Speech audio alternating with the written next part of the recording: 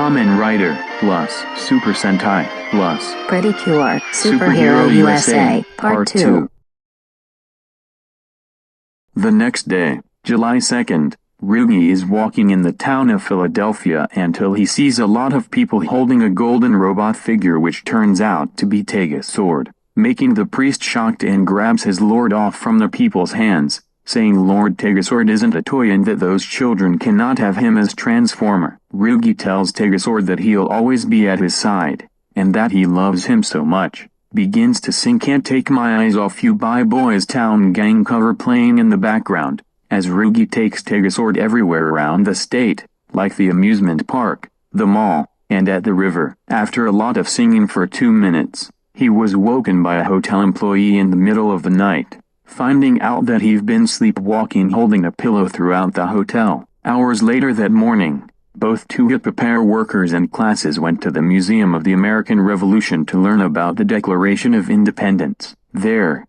tour guide will be none other than Uzami, who made Sakika and Shuma shocked to find out that this was her secret job that she kept from the two, and that she learned how to speak English a lot while staying in the United States. Before the group enter inside, the Gozyugers see that Rikuo has just ditched them. As he walks around the town giving out his charm to everyone he sees, he happily approaches a silver-haired person looking at the sky, who turns out to be Kaito Hibiki, the legendary idol from Hanamaki Town that Rikuo hears about. However, Kaito thinks that Rikuo got the wrong person and that he isn't Kaito, which makes Rikuo a little bit surprised to see and that Kaito must have amnesia. Just as Kaito was about to explain, the two get confronted by Fire Candle and Zachary again, who want to challenge Rikuo into a #1 singing battle, because of Bouquet admiring Rikuo that much to focus on rather than Briden's plans, which Zachary thinks it's like what happened to former Chokiri member Cuddy when he focuses on the idol Pretty Cure that much. Rikuo accepts the challenge while Kaito stands behind to watch after saying that he can't sing. FC and Zachary sing Coolio's Gangsta's Paradise. After 1 minute and 12 seconds of the song,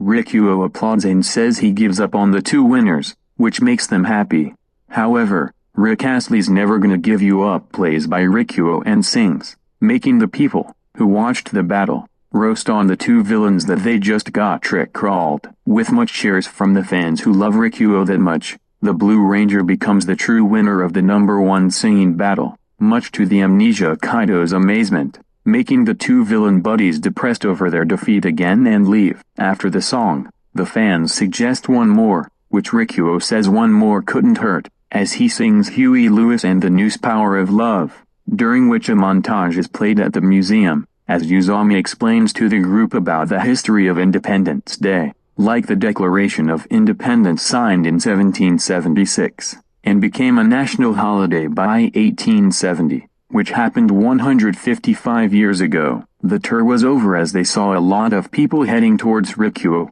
leading them to see him singing in front of the American fans, impressed upon his English singing accent. Even though Horu and Sumino are jealous that Rikuo had ditched the tour for this, a surprised Yuta sees Kaito there, and after the song Yuta walks up to him and says hello. However, the latter doesn't know who Yuta is, as Rikuo tells her that Kaito has amnesia. However, the legendary idol corrects again that he isn't Kaito, as he quietly tells them to be careful next time before calmly walking away, making Yuta concerned about this. The group heads to the open field for lunch, as Yuta tells her hero friends about how she met Kaito back in Hanamaki Town, but wasn't expecting for him to visit America for the July 4th weekend, although wanting to ask why would Kaito say he isn't himself and can't sing. Maybe there's gonna be an explanation for this. Shuma reminds her about the cautious words Kaito said to her and the heroes, and that the writer wonders if it means to be more careful against Briden and Team Chokiri's most diabolical plot that might ruin Independence Day that Kaito predicted, true from the others.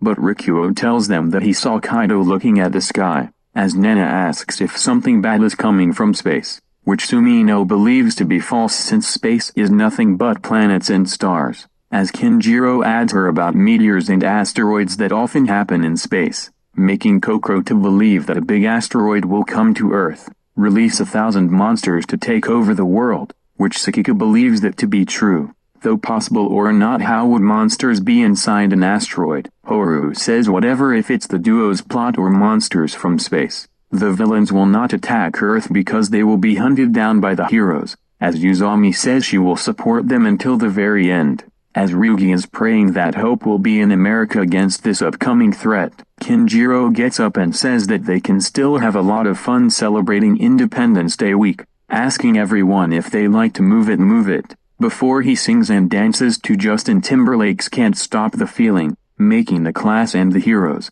sends a reluctant Horu, join him while the teachers look on happily. A few hours later, before dinner time, the group took a tour inside Independence Hall, originally named Pennsylvania State House, where the Declaration of Independence was signed by the Continental Congress back in 1776 according to Uzami. After completing another tour and the hall was closed by 5 p.m., the group headed back to the hotel to eat supper at the cafeteria. Later that night, when their teachers are asleep, the gang quietly head back up to the rooftop to hang out. Yuta still can't shake the feeling that Kaito isn't himself, and wonders if it's really amnesia like Rikuo said or if it's someone identical to him, which the latter part to be true by Uzami. Asked by Shuma seeing him, Horu says that Mashiro will give him $1,000,000 payment for looking after Japan, to which the Red Wolf gets ticked off about it to pay that much money. That's why he should have stayed back in Japan to protect it and not let Mashiro take that glory away from him and gather the Sentai rings. Shuma tells him that it's fun to be away from Japan and experience special things in another country,